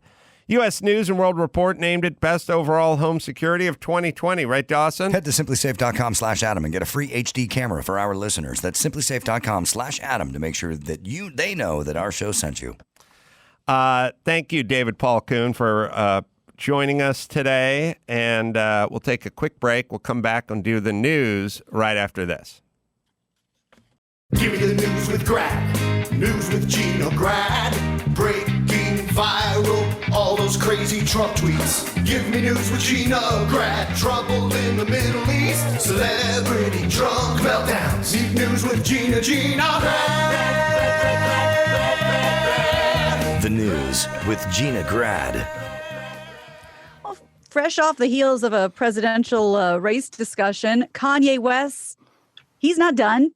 He held his first presidential rally Sunday in North Charleston, South Carolina. It had a bit of controversy. TMZ described it as unorganized and rowdy, adding that he didn't even have a podium or a microphone to address the crowd. He was just right up in everybody's face. And they said Kanye rambled through a number of topics, oftentimes incoherently. One of the most outrageous things he said was about Harriet Tubman. Here's a clip from someone in the crowd with their commentary at the very end. So that's a Stephen move. When Harriet Tubman never actually freed the slaves. She just had the slaves go work for other white people. Y'all, we leaving right now. So A lot of rambling. At another point, he got very personal when he brought up abortion. He broke down in tears and admitted he didn't want North, his first child, with his then girlfriend, Kim Kardashian. Meanwhile, West did not submit any of the 10,000 signatures he needed by noon Monday to get on the ballot in South Carolina for the presidential election. Hey, I don't want to sound like Dr. Drew, but remember when Anna Nicole Smith was sort of falling apart before our very eyes? I'm glad you brought this up. Please bring this up with Dr. Drew. Who is letting him do this? And well, that's what, yeah. We're like, look at her. She's stumbling all over the stage. She's slurring her words. Look at her. She's a mess. Look at her. She's dead in Vegas. Like, that's what I mentioned the other day on the show when we were talking about Kanye. I was trying to do it very delicately, so maybe the point wasn't made. But when I said, Amanda Bynes and Britney Spears, and we kind of, is there a touch of a mental issue that we have to deal with? And I mean, this looks like an episode. So isn't this when the family comes into play and does something? I guess. I don't know. Like when Kanye says, here's what I'm going to do, I don't know. Good luck stopping him from doing it, I guess. I don't know. If he says, I'm going to one of the Carolinas, I'm having a rally, does Kim get to grab the keys from the private jet and go, no, and like drop them down her bra or something? By the way, remember when women used to do that? Used to just drop stuff down their... It was as though it was gone. Right. That's my move. So I don't know, but it seems like he's having an episode. Seems like he needs some medication. Seems like something needs to be adjusted in his life. And when we talk about celebrities in politics, after, Trump kind of breaks the mold on, reality star, whatever, businessman can do it. Do we just think it's funny now to go scorched earth on this country and say, why not vote him in? Who cares? It's all hilarious. And, it doesn't matter anymore. Will there be that contingency? It says he has 2% of the vote. But are there people that are just looking to watch this world burn? Hilarious. I don't know. We could have another Richard Kim incident from my high school, from North Hollywood High. Which I'll explain in a second. Max Pata, when you showed me my yearbook from the 11th grade and they showed like the student council, you could see Richard Kim in that mix, and he was making, you could tell it was him because he was flexing. I think he was like making a muscle or something. But we had an auditorium. When you'd have events. Like the best, there were 3 good days for me at school. There was walk into your classroom and see the projection there, the projector there. Like, we're showing a film. Oh, awesome! I don't have to do anything for this. And if it was a big fat reel, it was good. Like, that's going to eat up the whole goddamn class. All right, good. I'm going to just sit. So there was movie day was a good thing. Walk into the class, substitute teacher, good day.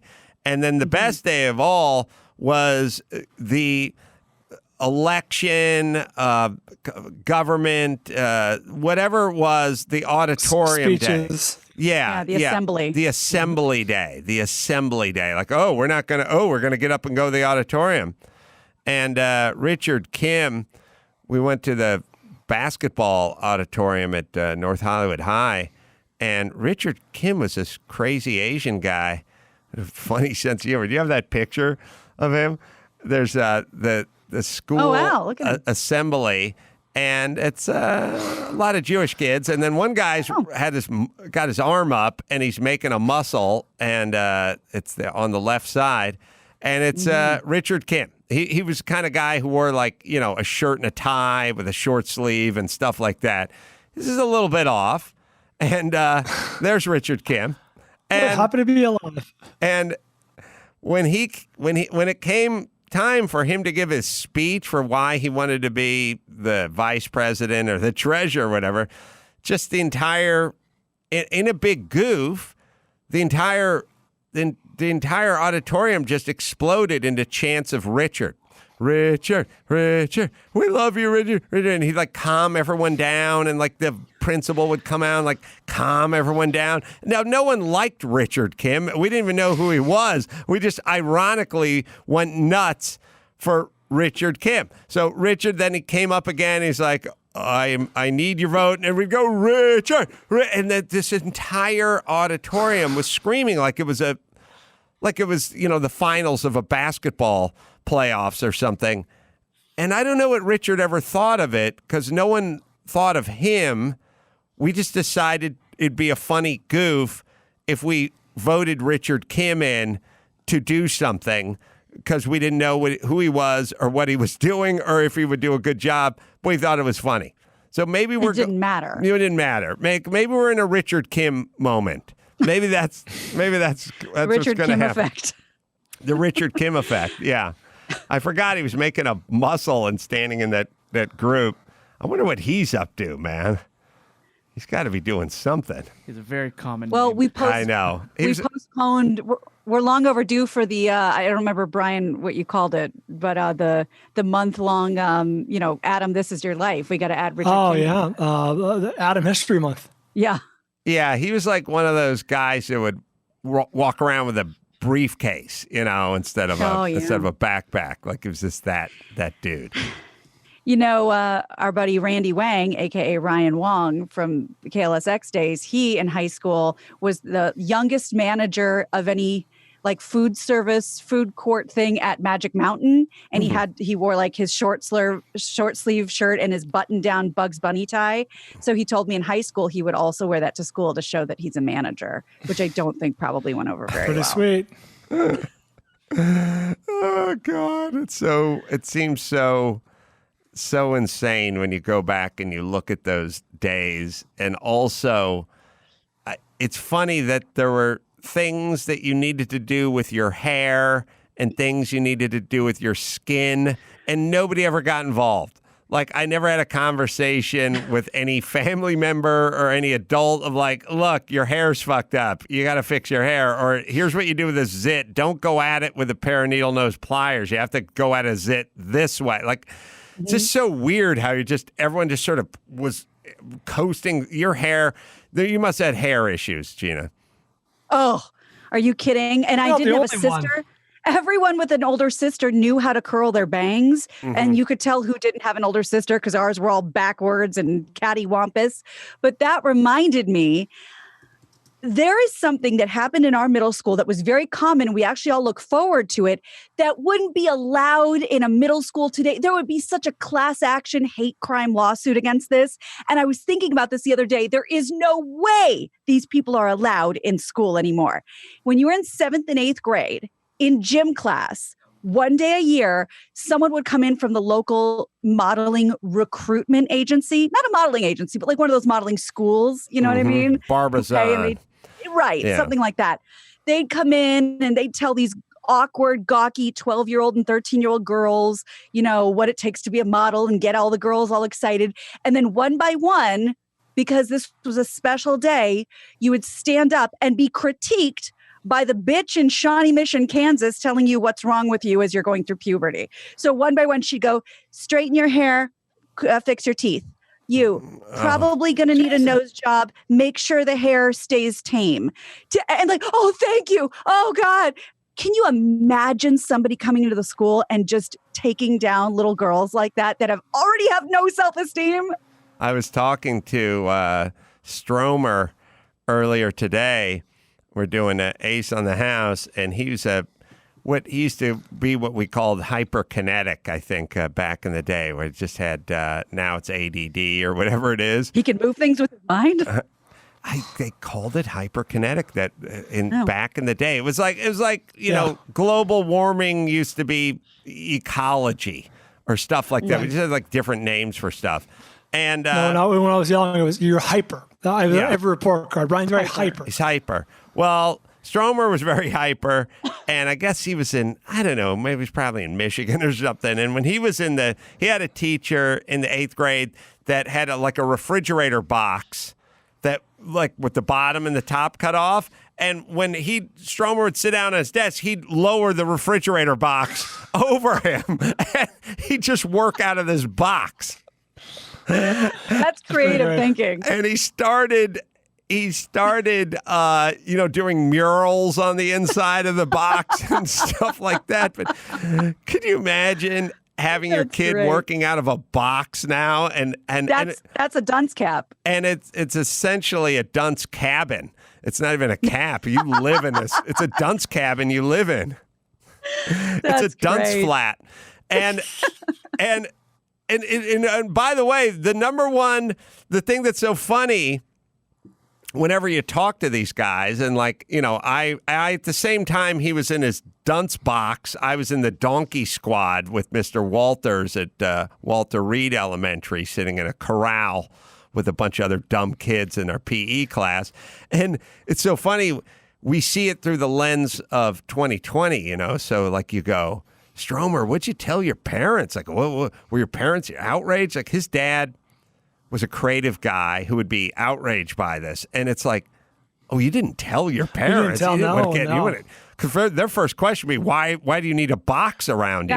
What did you do? Yeah, what'd you do? And I didn't say anything about the donkey squad either. Like, no one said anything. That's just how it worked. Yes, simpler times. Also, good times. when I think about these yearbooks, I had like best figure, best physique, best looking. And we had one in junior high and I think in high school too. We had biggest flirt. Yeah, that sounds familiar. Yeah, simpler times. Different time. They can't have best looking anymore in modern day. Could you have best looking and best figure and physique in modern day yearbooks? Well, and what did best figure mean for a girl? It only meant one thing. Titties. There you go. That's right. Mm-hmm. Yeah, it's like, who in the 9th grade's got the biggest tits? Then that's who wins. Big north of the border. That's who wins the competition every year. Right. And guess what? It wasn't me. What? It wasn't me. I was a lanky. Who is this unicorn? I know. I got to show you. I was lanky, flat. Yeah, this is a later thing, man. All right. Yeah. Prove it. No, it really wasn't, though. I mean, there were girls that had, like, you could tell they had back problems. That was not, that didn't hit college. Is the winner from your high school yearbook good at the news? That's funny. All right. What else we got, Gina Grand? Well, there's a gift from above for you, Adam, because Maxine Waters making the news. She's, of course, California Democratic rep. She was seen pulling over to keep an eye on police officers who were conducting a routine traffic stop involving a black man in LA. This is according to the report, and I do have the video. I'll show you in a second. Waters was driving in her home district over the weekend when she parked her car, walked over to the LA County Sheriff Patrol car, and just wanted to sort of see what was going on. Somebody was filming her from across the street, and this is the exchange. You pulled over! They stopped the brother, so I stopped to see what they were doing. Right? Oh, okay. So they say I'm in the wrong place, say they're going to give me a ticket. That's okay, as long as I watch them. Gotta do what they gotta do, make sure. All right. Was that Gary from Weird Science? Give me the keys. Give me the keys, Lisa. Big old titties. You don't even have his license, Lisa. On the telephone. So she said they stopped a brother, and I pulled over, and I want to make sure everything's on the up and up.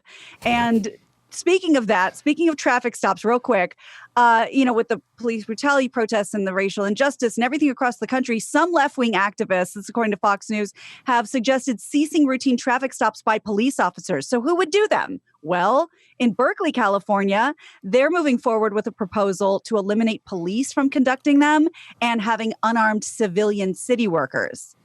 How well you think that would go over? Think people just peel off? Fucking tree trimmer pulls you up. Yeah. I'm good. Thank you. Yeah, I don't think it would work. But the thing about cops, well, they pull you over for two reasons. They either want to make money or they think something's up. Like they think you got something in the car. They're either looking for something or it's just a pure cash grab, And the part where they're doing the cash grab, I, of course, don't like because I don't like them deputized, pardon the pun, just to raise money. Yeah. But as I think about it, they pulled over those guys, the North Hollywood bank robber guys. They pulled those guys over probably 5 miles from where I'm sitting right now in like Eagle Rock, I think. They popped the trunk and they found police scanners, guns, banana clips, assault rifles, ski masks, duct tape. They found everything in that car, but they didn't catch him robbing a bank. They just caught him planning on robbing a bank. So they ended up giving him a little bit of time, and then when they got out, they gave him all their shit back. They gave him all the police scanners and the I don't know if they gave him the banana clips back, but they gave him like the ski mask and the duct tape and all their shit back, and then they did the North Hollywood bank robbery. So I don't even know how good. I don't know what a citizen. I don't know what someone without a gun or out of anything would do if they pulled those two guys over and popped the trunk and saw AR-15s and AK-47s. Well, and that's what one of the police spokesmen said. They said, it sounds boring, it sounds routine, but you have literally no idea what you're walking up to when you stop and pull someone over. So if you think you can do it better than an armed person that's ready to rock, then, go for it. They didn't get their firearms or their explosives back. I guess they had grenades or something, but they got they have standards. In the car, they found 2 semi-automatic rifles, 2 handguns, more than 1,600 rounds of rifle ammunition, 1,200 rounds of handgun ammunition, scanners, smoke bombs, improvised explosive devices, body armor vests, and 3 different California license plates. Yeah. See, did they get all the license plates back? Yeah, they got them. Here's what I don't get. Those guys then shot up an entire region of the San Fernando Valley when they did the North Hollywood. The movie Heat was loosely based on that incident. Or wait. I think Heat predated it. Oh, well, now you got to look. He was not. I know for a fact he was 95. I think this went down in 99, 98, 99. No, this was earlier than. This was it went down 96. Oh, 96? Yeah, May 96. I was in college. I remember 2 branches of Bank of America in the San Fernando Valley. Oh, so Heat came out before this? Then in fact, I got the idea. He was based, I can tell you right now, Go. 1995. It was based on a previous Michael Mann project called LA Takedown, which was several years earlier. So, of course, shootouts are shootouts. They happen and they're in movies and whatever. But no, this was the other way around. I agree with Bald Brian. Oh, that's what it was. I always heard it the other way.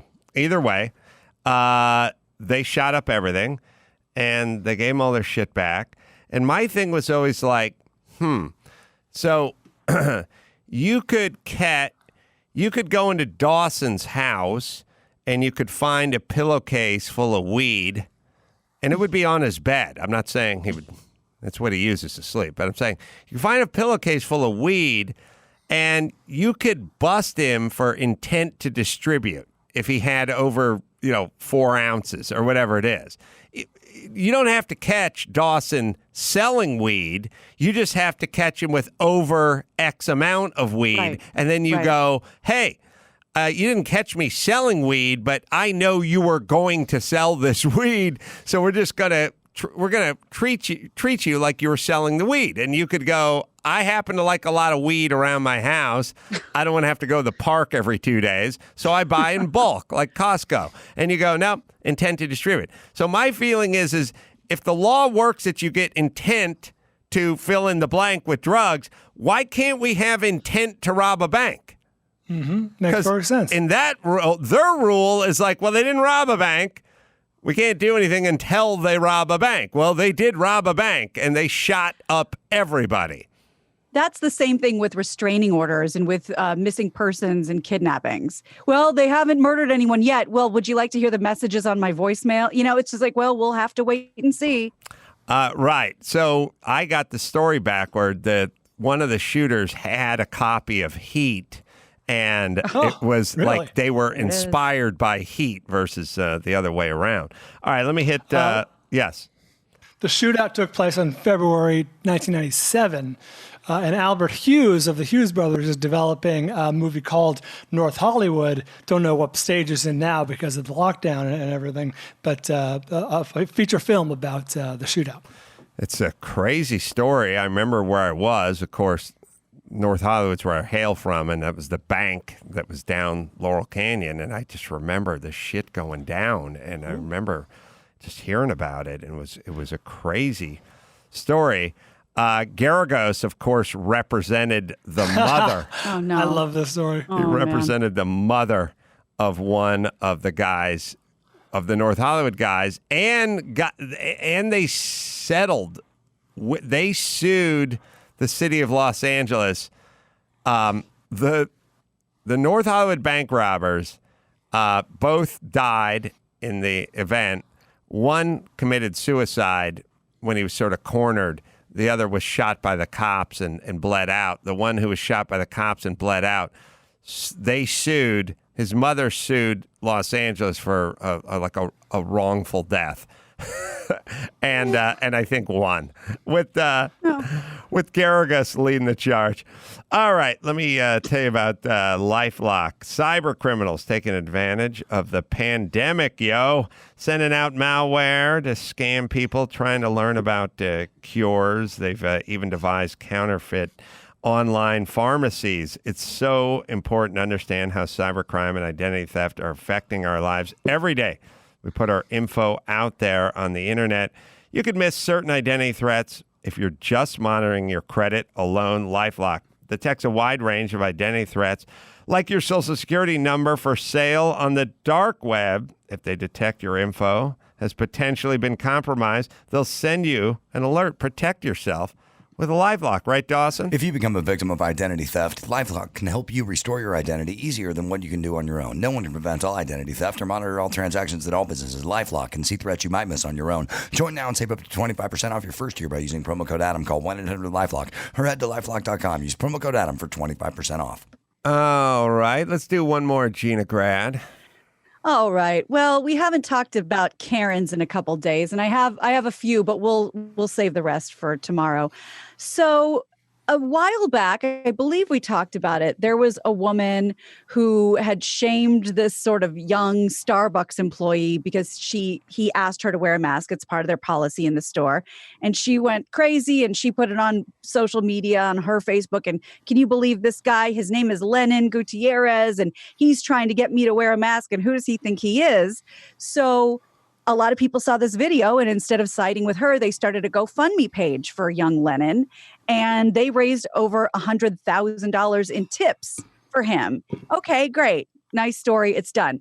Well, the woman who originally put him on blast, Lynn Gillis, she's not happy about this. She says she's now considering suing to collect her half of those funds because she claims she made him famous. She has underlying health issues that make her medically exempt from mask mandates, and it's not fair that he gets rewarded and she doesn't. By the way, the two medical notes that she has, one is from a chiropractor and one is from an OBGYN. So I'm not sure what she breathes out of, but that is those were the two notes that she thought made her exempt. And she wants half that money from the kid she shamed that work in minimum wage that said, could you please put your mask on?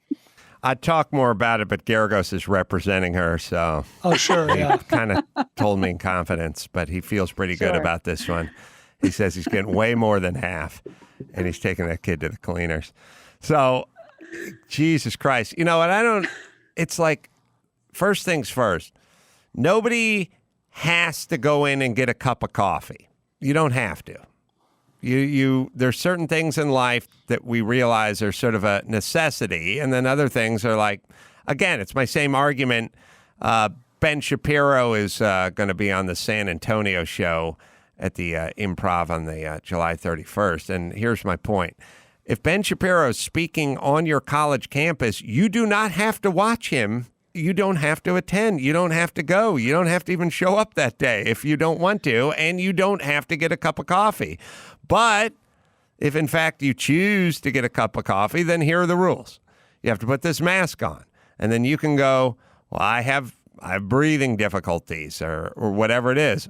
Fine. Then you do not get to have the cup of coffee at that place. You get to go home and make your own cup of coffee. The rules are you have to wear a mask when you enter this place. And if you can't do it or you won't do it, I'm not a big mask wearer myself, but I don't look at the businesses who, by the way, are just doing it for insurance purposes for sure, telling you to wear a mask. That's part of their business. Just like I don't argue with the people at the airport security when they want me to take my belt off. There's nothing in my belt. I'm not a terrorist. Fine. This is the protocol. Sadly, if you want a cup of coffee or you want to get on a Southwest flight, you got to take your belt off or you got to put your mask on. That's it. Well, and on the other side of that coin, as you've said many times, if you can't fly without a dog, then maybe flying's not for you. If you can't go in this business without causing a ruckus, maybe going into this business is not for you. On the other hand, as someone who's never benefited from a fake online doctor's note, maybe I could get a note that says I don't need to wear a mask, and then I would combat all those. I would then cough on all the people who are traveling with their dogs. Yeah, go see your OBGYN and get a note. That's right. That's good. I'll go. Also, I don't know if you saw that meme, and whether like we talked about with laughter, whether you think it's correct or you agree or not. It's very funny. The meme. I sent it to Chris, so maybe he has it. But where wearing a mask is just like being with somebody who's peeing. So if a guy is totally naked and he's peeing everywhere, then that pee is going to get on you. But if you're wearing pants, then there'll be a little less pee on your legs. But if he's wearing pants, the pee mostly stays with him. And if you're both wearing pants, that pee stays with him and you're not going to get any splashback. So it was a very funny way of saying, the fabric masks, those don't matter anyway. Well, jeans make a difference when somebody's whizzing all over the place. You got the meme, Max Spanna? It's very funny. I got a boner. Yeah, this I cock found talk is Here it is. Fired up my outboard motor. Let's see. I've not seen this one. Are fabric masks sensible? I will try to explain. If we're all running around naked and someone pees on you, you are wet immediately. If you're wearing trousers, some of the pee will still get through to you, but not so much. You are better protected. But now, if the one peeing at you also wears pants, the pee remains only with him and you will not get wet. Now, what do you think? It's good, but as a guy who's been peed on many times wearing slacks. They find no quarter here, Gina. It's much better to get peed on poolside when you're not wearing the pants than in the jeans because it just hangs. It hangs. That's but I get what they're getting at. I'm just saying, the metaphor. Someone who's made it a way of life for many years, who's been peed on many times, it's difficult once it hits the super denim. All right, let me hit Geico right now. Geico's offering an extra 15% credit on car, motorcycle, and RV policies. That's 15% on top of the money Geico is already saving you. Never been a better time to switch over to Geico and save a bunch of money. Now you get to save the extra 15% if you switch by October 7th. Plenty of time, but I don't know. Let's not snooze and lose. Visit geico.com to learn more. All right. I will be in Addison, Texas, and that's at the Improv right there in Dallas, Friday, Saturday. Coming up, we'll do a live podcast there, and then we'll also do some stand-up there. And Ben Shapiro and Greg Gutfeld are going to join Friday and Saturday in San Antonio coming up the following weekend. So go to adamcarolla.com for all that. The Tempe date's made up. It's going to be made up at September 18th and 19th. And you can check out the stand-up on the YouTube channel, youtube.com/Adam Carolla, and get the book. And check out David Paul Kuhn's book, The Hardhat Riot, as well on Amazon, as long as you're there. And until the next time, this is Adam for David and Gina and Bald saying mahalo.